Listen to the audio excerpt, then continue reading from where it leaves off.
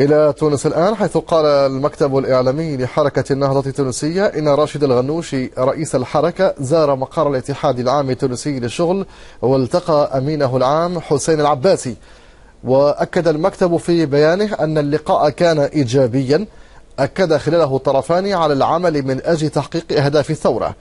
وجاء اللقاء بعد أن توترت العلاقة بين الطرفين على خلفية ما سميت حرب القمامة، حين اتهم الاتحاد أنصار النهضة باستهداف مقاره ردا على إضراب عمال النظافة، وهو ما نفته الحركة في حينه.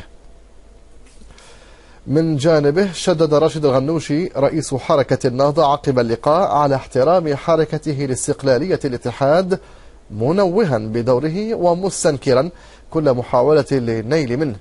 وأكد الغنوشي أن اللقاء يمهد الطريق لبدء المفاوضات الاجتماعية بين الحكومة والاتحاد في أجواء ملائمة.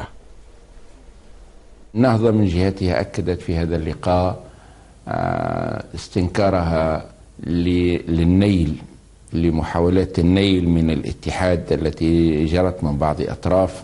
بالخلاصة كان اللقاء إيجابيا وكان مثمرا وممهدا إن شاء الله لمفاوضات اجتماعية ناجحة بين الحكومة وبين الاتحاد،